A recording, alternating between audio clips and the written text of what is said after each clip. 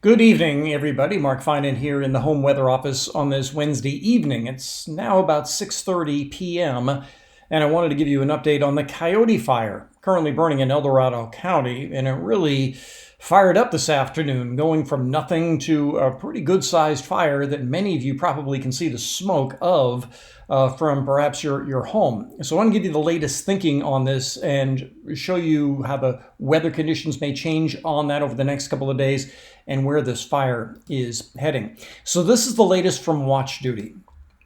Again, this is around a 6:30 update, and as you can see right here, 366 acres. But this fire only started a little after 2 this afternoon. This is the outline of the fire, and a couple of things you should notice is that we have the fire perimeter here, but then look at these little spots out ahead of it. These are little spot fires. Now, if you've looked at any of the cameras this afternoon, like this one, that's not the greatest. Let's take a look at, let's say, this one from the Fiddletown view. And what you'll be able to notice from these views is that we have this big column of smoke coming up off of it. You can see the bottom of that cloud deck. Well, this is where all the fuel is burning, and then it gets sent up into the atmosphere, and then, well, those ashes come down. Let's take a look at dewdrop. Let's see what this one looks like. Now, this is a rather eerie sort of view on it. I'll show you the last 30 minutes. So what you're looking at is the column of smoke, but it's drifting this way. So just imagine there are embers being pushed up into this, and then they're dropping out of this column. And that's how you're getting these spot fires out ahead of it. Even though there's not a lot of wind in the area, we are seeing these embers come down. Let's take a look from a slightly farther distance at Leak Springs. This may give us, I didn't mean to do that. Let's go back to Leak Springs. Come on. Pardon the interruption. Hopefully this works. Come on. Yes. So Leak Springs from a slightly different perspective. I'll show you the last 30 minutes here as well. And you can see just how the smoke column is kind of slanting over this way. And so your spot fires will be out on the leading edge of this. Let me show you how this looks from above as well. This is a time lapse going back the last couple of hours, and you can see this big column right in here start to really blow up this afternoon.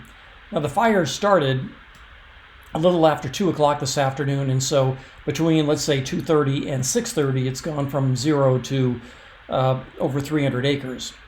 And with the lower sun angle, you can see the overshooting tops, if you will. You can see the shadows of that smoke column being pushed aloft. And then what we'll have to look out for during the night tonight is having some of this smoke settle down to the ground, and then with a light downslope wind that may be coming down the canyon. So for those of you in places like Fiddletown and Plymouth, as well as Jackson and Sutter Creek, you may be seeing some of or smelling some of that smoke early tomorrow morning. Some of the smoke column is also spreading to the north up toward the Placerville area, and even though it looks like it's expanding this way, the footprint of the fire is actually drifting a little bit to the east, as you can see here.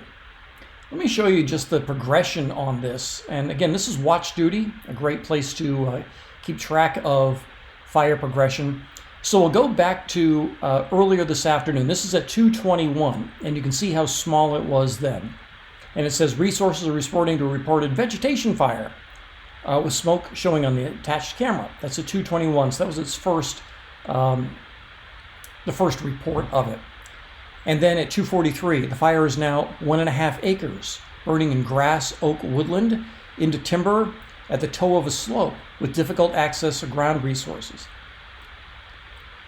Then at 3:02, the fire is actively burning on all sides. A Type 1 helicopter and 2 additional air tankers have been requested per the air attack.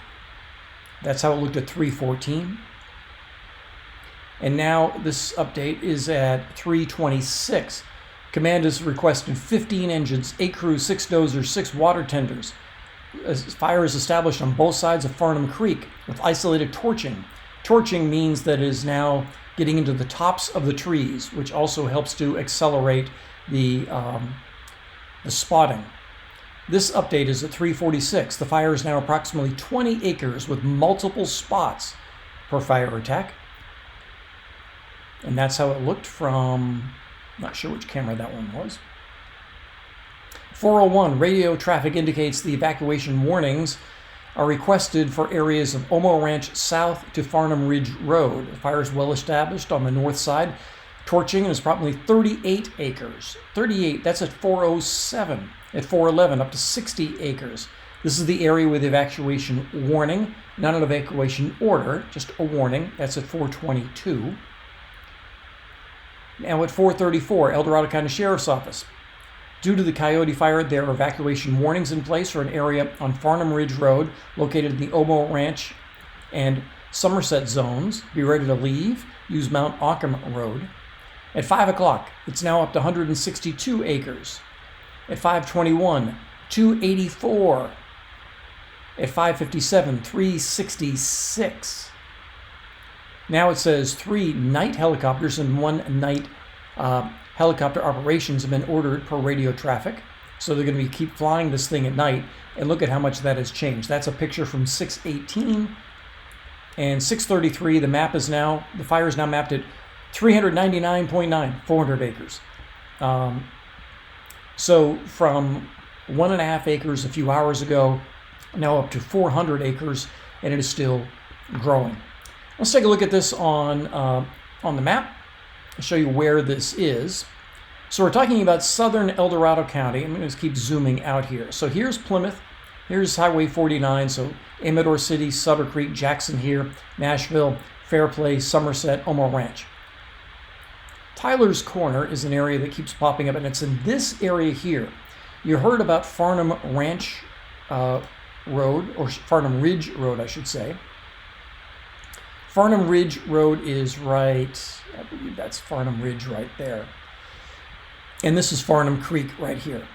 So this is Farnham Ridge right here. So this is Farnham Ridge Road, this is Farnham Creek.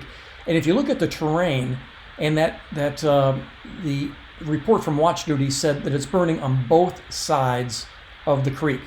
And if you look at these drainages, there's really nothing to stop this fire from going up this ridge, up this canyon, up this ridge, as well as up this canyon, up this ridge, up this ridge. The good thing here is that this is sparsely populated, but if I go back to this view, look at the fuels in here. You're talking about pines with scattered areas of open terrain, meaning that this has a lot of fuel.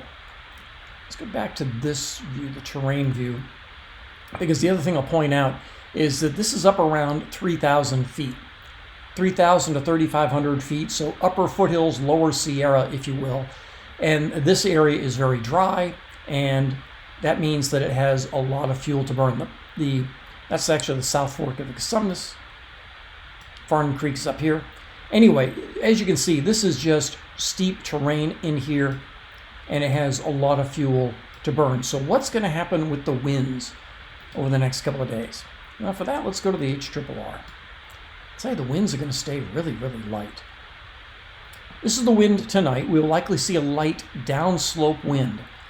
And that's why I think that we're going to see the smoke come down these canyons.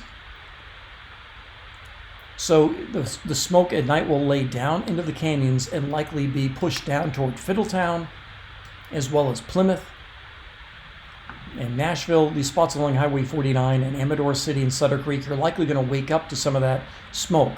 Keep in mind that just because you smell smoke doesn't mean the fire is progressing toward your area. So again, do keep in mind that these areas along Highway 49, you may wake up to some of that smoke because the winds are going to be very light throughout the morning hours. Let's go back to, come on. Hang on 1 second, let me just update this. Go to 21Z, here we go. So the winds will stay very light during the overnight hours. And then during the day tomorrow, those winds will shift back up canyon as we head through the afternoon. Nothing strong. Don't expect we'll see any strong winds in the area. Let's go to the 0Z run. And as we go through the day tomorrow, the winds will turn back upslope in the afternoon, but nothing gusty.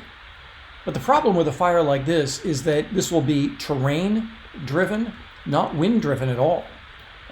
So as I showed you on the map, we're going to be seeing this go up the various canyons, the various drainages that it can, And with the type of fuels we will have with these big pine trees, we're likely going to be seeing a lot of spotting downwind. And again, this is a great view of it, showing the column of where the center of the fire is. We can just see that smoke being pushed up.